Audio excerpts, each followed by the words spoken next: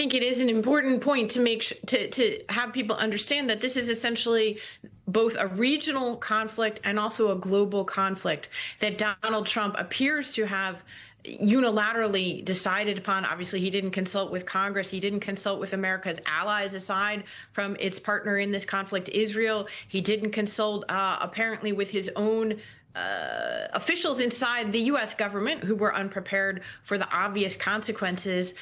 To Matt's point about lack of strategic planning, it doesn't take an advanced degree in international relations to understand that the Strait of Hormuz is going to be impacted by this. It doesn't take an advanced degree in energy security to understand that when 20% of the world's energy supply flows through one choke point, you probably want to have a pretty robust plan in place for what to do if you're going to attack the country that controls that choke point. We've been at war for the last 4 years.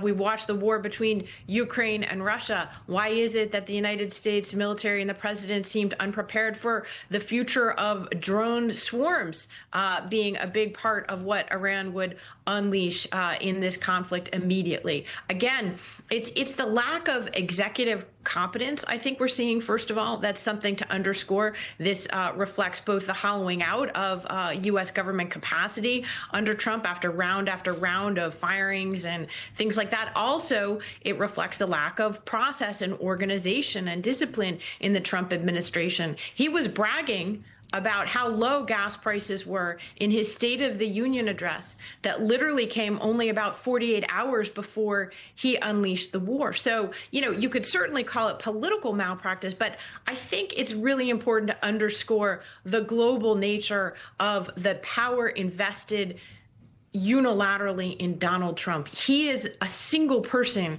who has essentially unleashed this on the world. And I would also add to your list, by the way, Simone, the potential of poor countries around the world having real food insecurity as a result of this kind of global energy shock, which is what we saw in the immediate aftermath of Russia invading Ukraine. So all of this has left Republicans scrambling to get out of this. This is what Josh Hawley had to say. I think the sooner we get to what the president was talking about yesterday, a decisive, clear end to this conflict, the better.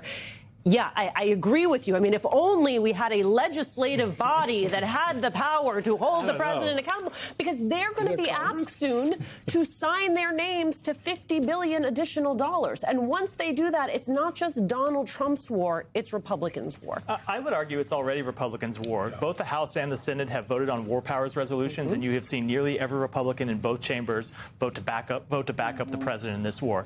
And you're right, the president is going to come to them with a request for a blank check to fund this war. Remember, in the president's one big accomplishment last year, the one big beautiful bill, the Pentagon was given billions and billions of dollars beyond what it had gotten in the previous year. It's sitting on all the money it needs for this conflict. He's going to come in and ask for more. And every Republican that votes for that is essentially giving the president a blank check. And what I would hope that they would remember, the president was elected really for two things: inflation and immigration. We can save the immigration conversation for another day. On inflation, it's not just that he hasn't brought prices down. It's that what voters have seen over the past 14 months is a president that's not focused on it. They see the president focused on the Venezuela operation, focused on the first time he attacked Iran, focused on anything but inflation. And now with this war in Iran, taking actions that will actually spike inflation, not bring it down. It is a massive political problem on top of everything else. I want to stay with you, Matt, because I want to drill down on the killing of 175 school-age girls and the administration's seemingly lack of any intelligence about it, at least the president evincing that he's unaware of how that even happened. He didn't know.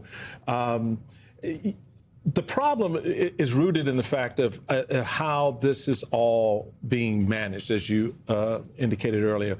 You've got offices that would otherwise be looking at this, having been gutted by this administration. Politico noting the Pentagon chief last year slashed offices that didn't contribute to his goal of lethality, including the group that assists him in limiting risks to civilians, known as the Civilian Protection Center of Excellence. Around 200 employees who worked on the issue, including at that office, have been reduced by about 90%, according to two current and former officials and a person familiar with the effort. these are the people who would otherwise looked into, probed. You know from your days at DFD, same as State Department, that you have personnel who are designed, if you will, they're built to go and provide the president with the right intelligence to get an understanding of what actually happened. The responsibility of the parties, whether it was us or some other foreign actor. Talk a little bit about that process so people understand why this is so glaring when they hear the president sit there and go, well, I think it was done by Iran. They fired the Tomahawks. Dude, they don't even have Tomahawk missiles. The unfortunate tragedy of war is that in every conflict, there are civilian casualties. There are civilians that are near legitimate military targets. There are civilians that are hit when the military makes a mistake in its targeting. That is one of the reasons why you don't go to war except as a last resort in the first place, because you want to stop those inevitable civilian casualties from happening. This is an especially tragic event because we've seen over 100 girls killed in this airstrike. And you look at, we don't know exactly how it happened yet. The Pentagon is still conducting this investigation. It's clear that they had bad targeting information. We do know that the tone from the top at the Pentagon has been one emphasizing raining down death and destruction on Iran, talking about the need to bring lethality back to the Pentagon and get away from the rules of engagement that are imposed by lawyers because they're trying to prevent civilian casualties. So it's important that we find out how this actually happens and that there's accountability for the people involved. That's what separates democracies from countries like Iran, from countries like Russia, that when we do make mistakes, we investigate them, we're transparent about it, and we hold the people responsible accountable. But there's nothing that can take away what the president did when he came out and lied about this. There's nothing that can take away the tarnish to our reputation. I don't think the government yet knows how this happened, but they know it was an American weapon that did it. We're nearly 2 weeks from the strike, and no one has come forward and said. I feel like to be clear, I think that we don't know how it happened, but we know what did it. Yeah, that's and right. The fact that we know what did it, Susan, and that the president of the United States has repeatedly lied about it, I do think it's very important that we all. I think that there's this like a little willful ignorance. Like people are like, well, maybe the president's just not too smart about this. If he ain't know, at least 3 other people in the room knew. The chairman of the Joint Chiefs of Staff, he knows where the Tomahawk missiles come from. He knows which countries have them and which don't. There's some people within the State Department, within the Pentagon, they know.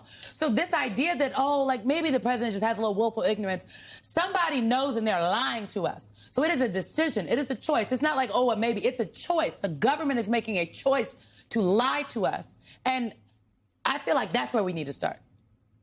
Yeah, thank you for that. I think you're right. First of all, Donald Trump didn't just say, I don't know about it. His first instinct was to say, I think Iran did it to itself, which, by the way, even if it wasn't with an American-made Tomahawk missile that Iran does not have, would have been an absurd statement anyways, because Iran is not bombing itself. So I think his first instinct was to tell not only a falsehood, but, just a gigantic whopper. In any other moment in our history, an American president, his White House, they would have been ashamed to say a thing like this. They would have immediately put out a statement. They would have said that they regret the loss of life, especially because Donald Trump has claimed, at least initially, that this was a war in order to liberate the Iranian people from a tyrannical theocratic dictatorship. Well, if your goal is to liberate Iran from a tyrannical theocratic dictatorship, then you probably ought to be a little bit sorry that you're killing innocent school children, even by mistake.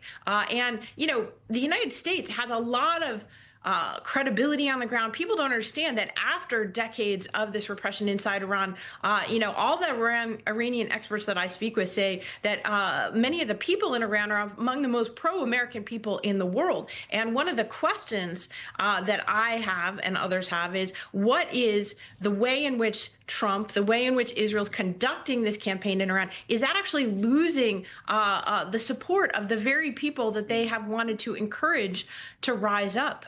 And I think it flows from an extreme callousness that I've just never heard before from any American administration of any party about the use of war as a tool of politics. We're seeing war treated as a video game. We're seeing the president and the Secretary of Defense celebrate the violence they have unleashed. And I think that's something that really risks blowing back, even among the people inside Iran who are very happy that the supreme leader is dead, who are very hopeful about positive change coming to their country.